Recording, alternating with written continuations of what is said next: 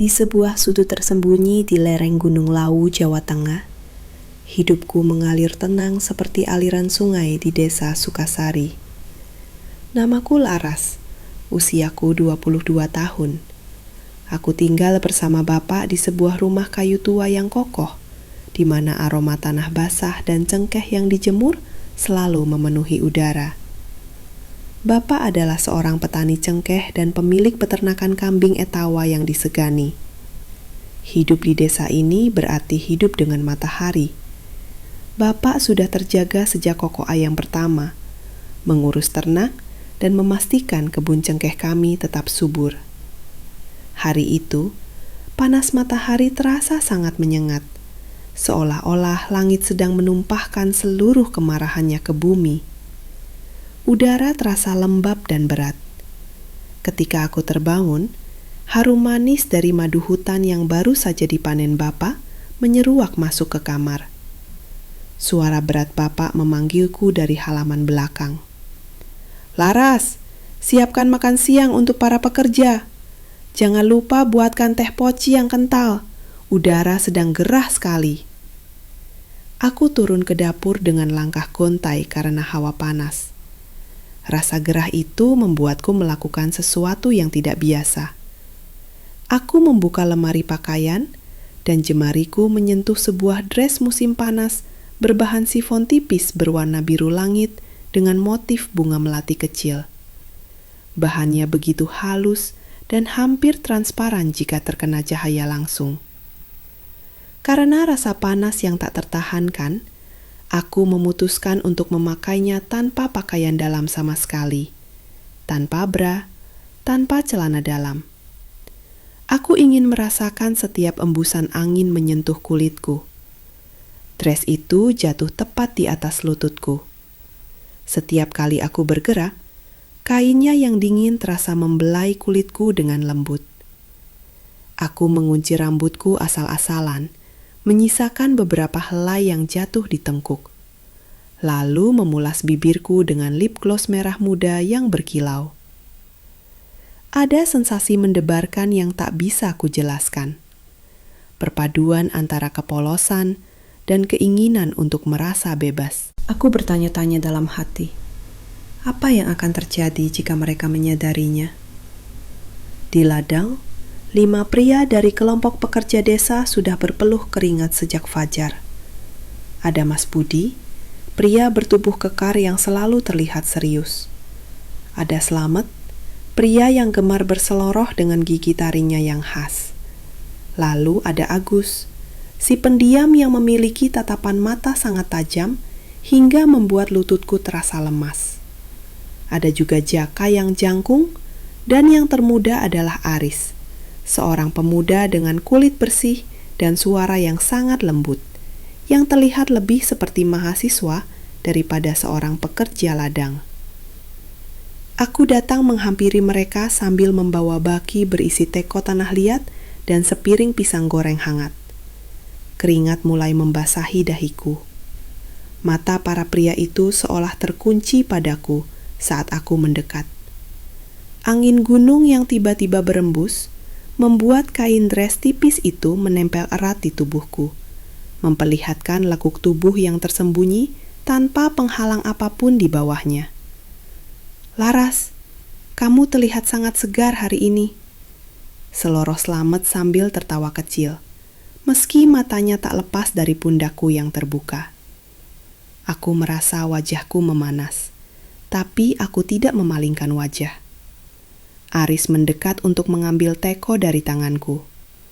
Jemarinya dengan sengaja menyentuh jemariku lebih lama dari biasanya. Kulitnya yang hangat mengirimkan sengatan halus ke seluruh tubuhku.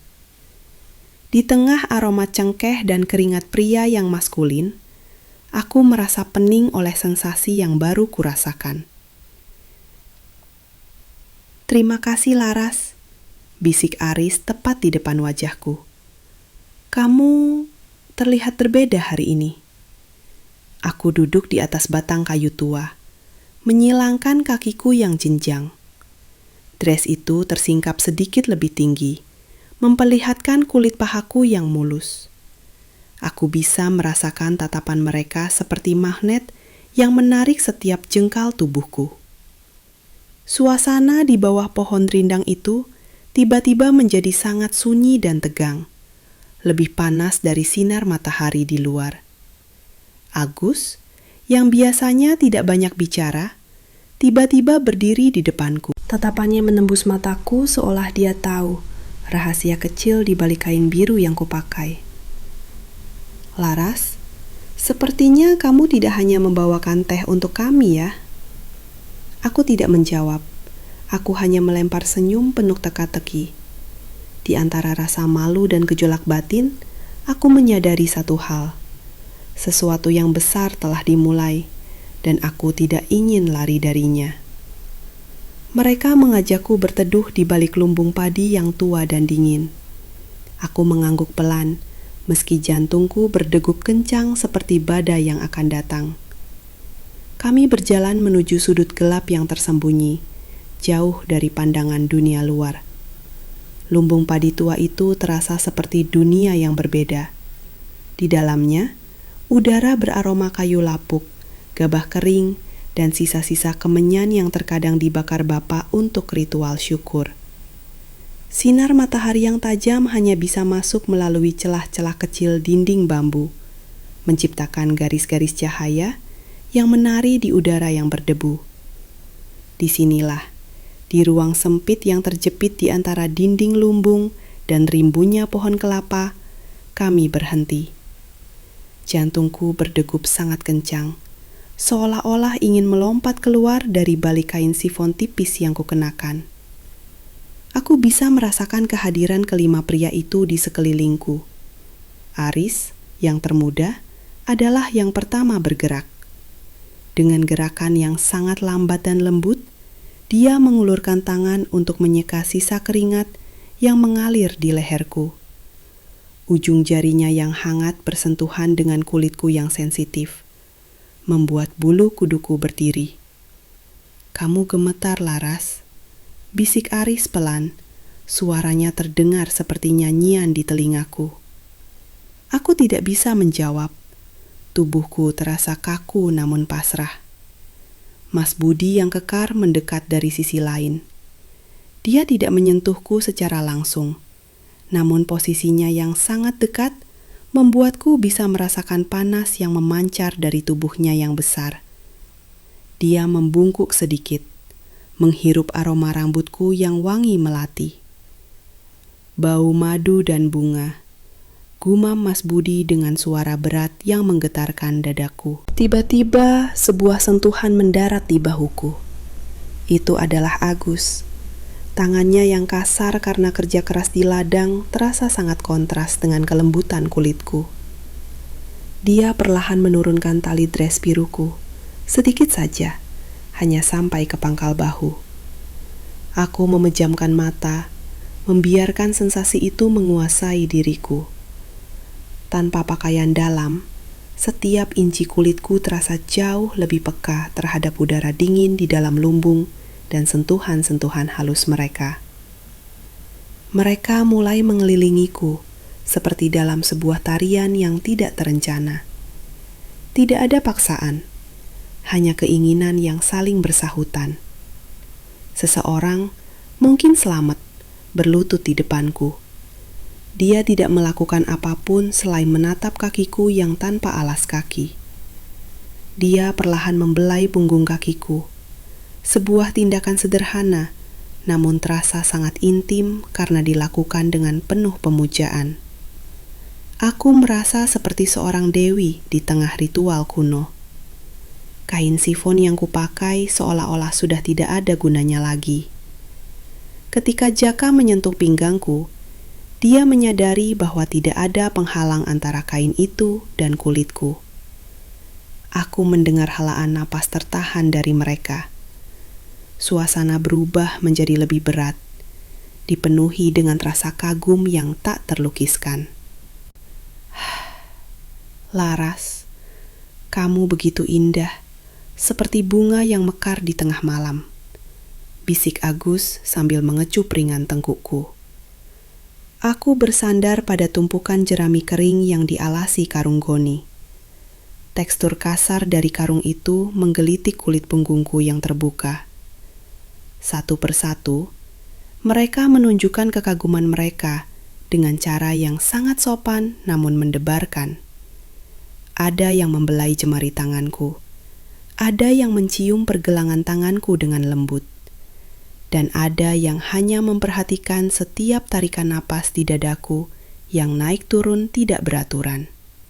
Keheningan di lumbung itu hanya dipecah oleh suara napas kami yang memburu. Aku merasa sangat berkuasa, sekaligus sangat rentan. Di desa kecil seperti Sukasari, apa yang kami lakukan adalah sebuah rahasia besar yang bisa menghancurkan segalanya. Namun sensasi ini terlalu manis untuk dihentikan. Namun, tepat saat suasana mencapai puncaknya, terdengar suara langkah kaki berat dari arah halaman depan. Itu bukan langkah kaki pekerja, melainkan langkah kaki yang sangat kukenal. Langkah kaki Bapak. "Laras, kamu di mana? Bawa sabit Bapak ke kebun!" teriak Bapak dari kejauhan. Seketika, kami semua tersentak.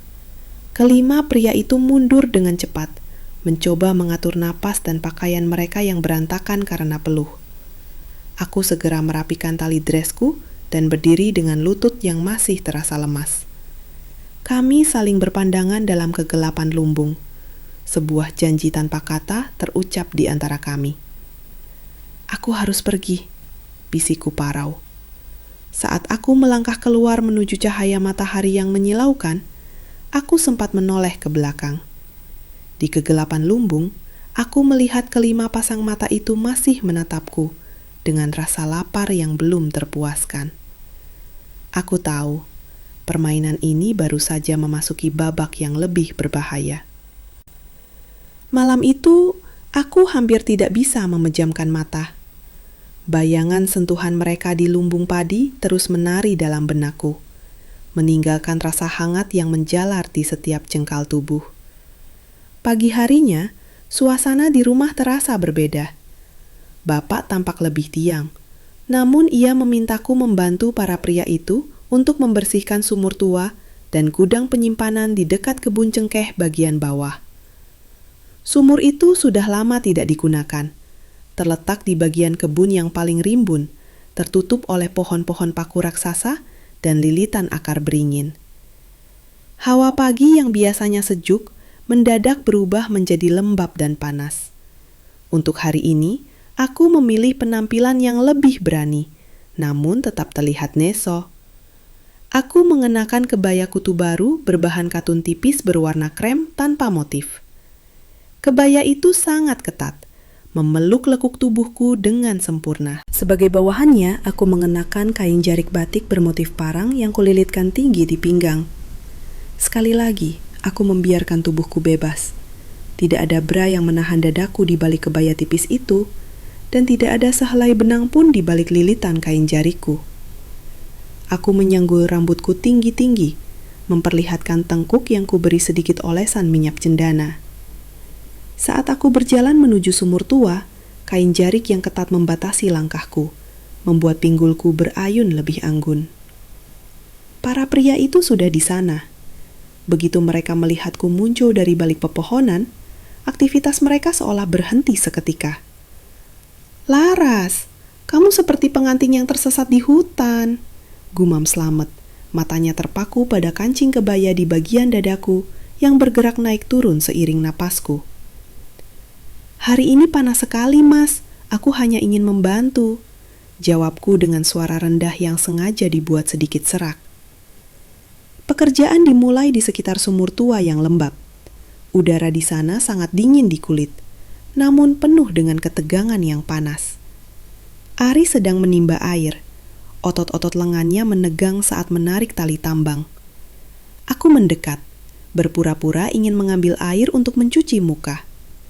Saat aku membungkuk di pinggir sumur, kain jariku tersingkap sedikit, dan karena posisi Aris yang berada di bawah, dia bisa melihat lebih banyak dari yang seharusnya. "Laras, hati-hati, nanti jatuh," bisik Aris.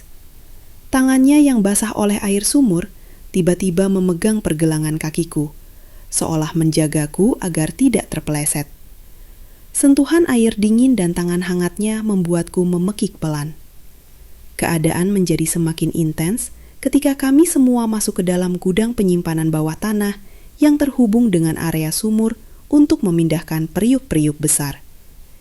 Di dalam sana, cahaya hanya berasal dari sebuah lampu minyak kecil. Dindingnya terbuat dari batu alam yang dingin dan berlumut. Satu persatu mereka mulai mendekat.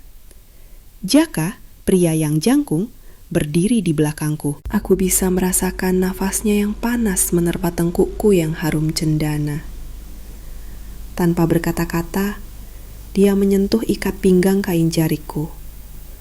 Kain ini terlalu kencang, Laras. Kamu pasti sulit bernapas, bisiknya. Tangannya yang terampil perlahan melonggarkan lilitan kain jarikku. Aku tidak menolak. Sebaliknya, aku menyandarkan tubuhku pada dadanya yang bidang. Di depan, Agus dan Mas Budi menatapku dengan pemujaan yang dalam. Agus berlutut di depanku. Ia mengambil sedikit air mawar dari sebuah wadah tua dan perlahan membasuh kakiku yang kotor terkena tanah kebun. Ini adalah sebuah fetis yang terasa begitu sakral. Ia mencuci setiap sela jemari kakiku dengan penuh rasa hormat, seolah aku adalah seorang ratu yang sedang disembah. Tiba-tiba, kancing kebayaku yang paling atas terlepas karena tekanan napasku yang semakin cepat. Mas Budi mendekat. Jemarinya yang kasar menyentuh kulit di atas dadaku, menelusuri garis kebaya yang terbuka. Tidak ada kata-kata kotor, hanya bisikan kekaguman tentang betapa halusnya kulitku dibandingkan dengan kehidupan keras yang Mokraf akan datani. Kamu adalah keajaiban di desa ini, Laras, bisik Mas Budi. Di dalam keremangan gudang bawah tanah yang lembab itu, aku merasakan sentuhan dari berbagai arah. Ada yang mencium bahuku, ada yang membelai betis kutu, dan ada yang hanya menggenggam tanganku dengan erat, seolah tak ingin melepaskannya. Aku merasa begitu hidup. Namun, di tengah puncak sensasi itu, Aris berkata sesuatu yang membuat suasana berubah dingin. Laras, bapakmu... Tadi dia bertanya padaku, kenapa kamu sering sekali menghilang bersalin pakaian? Jantungku seakan berhenti. Keheningan yang mencekam menyelimuti gudang itu. Apakah Bapak sudah tahu? Ataukah ini hanya peringatan dari mereka? Sebelum aku sempat bertanya, suara petir menggelegar di luar, menandakan badai besar akan Congera datang. Langit Sukasari seolah pecah. Hujan deras turun dengan suara menderu, menguku tanah kebun cengkeh menjadi libur yang licin. Kami semua terjebak di dalam gudang bawah tanah dekat sumur tua. Tidak mungkin kembali ke rumah utama dalam keadaan seperti ini. Suasana yang tadinya penuh ketegangan karena kecurigaan Bapak, kini berubah menjadi suasana yang lebih intim dan terisolasi. Suara tetesan air yang jatuh dari sela-sela batu sumur menciptakan ritme yang menghipnotis. Kita tidak bisa keluar sekarang, ujar Mas Budi sambil menutup pintu kayu berat di atas tangga gudang. Kegelapan menyelimuti kami, hanya menyisakan cahaya remang dari lampu minyak yang apinya bergoyang tertiup angin dari celah ventilasi. Aku berdiri di sudut. Pakaian kebayaku sedikit basah karena cipratan air hujan. Kain katun tipis itu kini benar-benar melekat di tubuhku, memperlihatkan rona kulit dan bentuk tubuhku dengan sangat jelas. Aku merasa kedinginan, namun di saat yang sama ada api yang berkobar di dalam diriku. Laras, kamu kedinginan. Aris mendekat. Dia melepas baju luarnya, menyisakan kaos singlet yang basah oleh keringat dan air hujan. Dia menyampirkan bajunya ke bahuku, Namun, tangannya tidak segera menjauh. Jarinya menyentuh leherku, merasakan denyut nadiku yang berpacu kencang. Selamat membawa sebotol minyak urut tradisional berbahan dasar kelapa dan rempah-rempah yang biasanya digunakan untuk melemaskan otot setelah bekerja. Aroma kencur dan jahe yang hangat memenuhi ruangan. Biar ku hangatkan tubuhmu, Laras. Angin gunung bisa membuatmu sakit, katanya dengan nada yang dalam dan penuh perhatian. Dia memintaku duduk di atas sebuah lumping batu tua. Dengan penuh ketelitian, Selamat mulai mengoleskan minyak hangat itu ke lenganku, lalu ke tengkukku. Sentuhannya sangat terampil. Ini adalah bentuk fetis yang halus. Kehangatan minyak yang licin menyentuh kulitku yang dingin, menciptakan sensasi kontras yang membuatku merinding. Pria-pria lain memperhatikan dengan napas tertahan. Agus kemudian mendekat. Ia membawa selembar kain jari kering yang ada di sudut gudang. Dia mulai mengeringkan kakiku yang basah. Kali ini tindakannya lebih berani. Dia mengangkat kakiku ke atas pangkuannya, mengeringkan setiap tetes air dengan gerakan yang sangat perlahan. Seolah-olah dia sedang menyentuh barang pecah belah yang sangat mahal. Tatapannya yang tajam sesekali bertemu dengan mataku, menantangku untuk tidak berpaling. "Jangan pernah takut pada kami, Laras," bisik Agus. "Kami adalah pelindungmu, sekaligus tawananmu." Tiba-tiba, Jaka yang sedari tadi diam di kegelapan melangkah maju. Dia memegang sebuah ikat kepala batik yang sudah dilepasnya. Dengan kain batik itu, dia menutup mataku perlahan. "Biarkan kali ini kamu hanya merasakan, tanpa melihat. Percayalah pada kami," bisiknya di telingaku. Dalam kegelapan karena mataku tertutup, indera perasaku yang lain menjadi 10 kali lebih tajam. Aku tidak tahu tangan siapa yang sedang membelai bahuku, atau bibir siapa yang mencium telapak tanganku dengan lembut. Aku hanya merasakan sentuhan-sentuhan yang berbeda. Ada yang kasar dan kuat, ada yang lembut dan gemetar. Kehangatan minyak rempah di kulitku, aroma maskulin dari tubuh mereka, dan suara hujan di luar menciptakan simfoni yang memabukkan. Kain kebayaku perlahan terbuka, kancing demi kancing, bukan oleh satu tangan, tapi seolah-olah oleh keinginan bersama. Aku merasakan udara dingin menyentuh dadaku, namun segera digantikan oleh kehangatan tangan-tangan mereka yang menjaga agar aku tidak kedinginan. Segalanya terasa sangat sakral, seperti sebuah upacara di mana aku adalah pusat semesta. Namun, di tengah-tengah pemujaan yang bisu itu, sebuah suara dentuman keras terdengar dari atas. Pintu gudang digedor dengan kasar dari luar. "Laras, Budi, apa kalian di dalam?" Itu suara bapak. Tapi kali ini suaranya penuh dengan amarah dan kecemasan yang luar biasa. "Buka pintunya sekarang. Aku tahu apa yang kalian sembunyikan." Kami semua membeku. Penutup mataku terlepas. Aku melihat ketakutan yang nyata di mata Aris dan Selamat. Mas Budi segera berdiri dan menahan pintu dengan bahunya. Tapi gedoran dari atas semakin menjadi-jadi. Rahasia kami berada di ambang kehancuran total.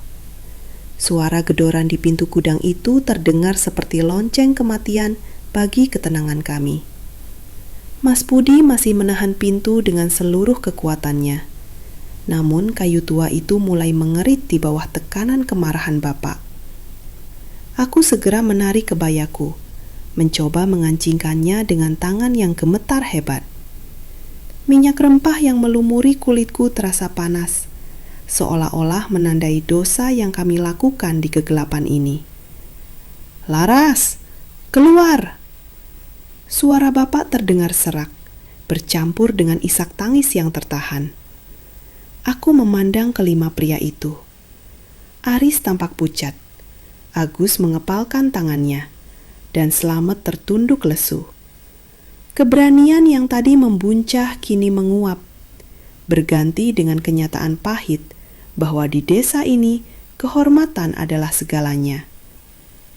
Dengan napas yang tersengal, aku memberi isyarat pada Mas Budi untuk melepaskan pintu. Pintu terbuka. Cahaya kilat yang menyambar di luar menerangi sosok bapak yang basah kuyup. Dia tidak membawa parang, hanya sebuah buku catatan tua milik almarhumah ibu. Buku yang berisi catatan tentang rahasia kebun dan janji keluarga. "Bapak," suaraku tercekat. Bapak tidak memarahi para pria itu. Dia hanya menatapku dengan mata yang penuh luka. "Kalian semua, pergi. Jangan pernah injakan kaki di Sukasari lagi jika kalian masih ingin melihat matahari besok," kata Bapak dengan suara yang sangat rendah namun mematikan. Kelima pria itu, tanpa kata, menunduk dan melewati Bapak menuju kegelapan hujan, menghilang di antara barisan pohon cengkeh. Bapak masuk ke dalam gudang, duduk di atas lumbing batu tempat aku tadi dipuja. Dia memegang tangan kiriku, melihat sisa minyak yang berkilau di kulitku. "Ibumu dulu juga seperti ini, Laras. Dia memiliki daya pikat yang tidak bisa dikendalikan oleh pria manapun. Itulah sebabnya dia pergi meninggalkan kita, karena dia tidak sanggup menanggung beban dari keinginan orang banyak." Malam itu, Bapak membakar semua baju-baju tipisku di halaman rumah. Aku berdiri di bawah hujan, melihat gaun biru melati dan kebaya kremku berubah menjadi abu. Sejak hari itu, desa Sukasari menjadi sunyi. Tidak ada lagi tawa Slamet atau tatapan tajam Agus. Aku pun berubah menjadi bayangan di rumahku sendiri, mengenakan pakaian tertutup yang berat, seolah mencoba menyembunyikan kulit yang pernah merasakan surga sesaat. 3 bulan berlalu, musim bunga cengkeh mulai tiba. Harumnya manis, namun terasa menyesakkan bagi perasaanku. Pagi itu, saat aku membersihkan teras, aku menemukan sebuah benda yang tergeletak di atas batu dekat sumur tua. Sebuah botol kaca kecil berisi minyak cendana, minyak yang sama dengan yang kugunakan di hari terakhir itu. Di bawah botol itu, ada secari kertas yang sedikit basah oleh embun. Hanya ada satu kalimat yang tertulis dengan tinta hitam yang mulai luntur. "Bunga cengkeh mungkin gugur, tapi akar tidak pernah lupa arah pulang. Kami menunggu isyaratmu di lereng bawah." Jantungku berdegup kencang. Aku melihat ke arah kebun cengkeh yang berkabut. Di kejauhan, di antara bayang-bayang pohon, aku melihat sebuah siluet pria yang sangat kukenal sedang berdiri diam, menatap ke arah jendela kamarku. Bukan hanya satu, tapi 2, 3, mereka kembali. Aku menyentuh kancing kerah bajuku yang tertutup rapat, merasakan keberanian lama itu perlahan merayap kembali. Apakah aku akan tetap menjadi tawanan masa lalu, atau kembali menjadi dewi di balik rimbunnya kebun cengkeh? Tepat saat aku hendak melangkah menuju kebun, pintu rumah terbuka di belakangku. Bapak berdiri di sana dengan wajah yang sangat pucat, memegang sebuah surat resmi dari kecamatan yang tersegen merah. "Laras, jangan pergi ke sana. Ada sesuatu yang tidak kamu ketahui tentang siapa mereka sebenarnya."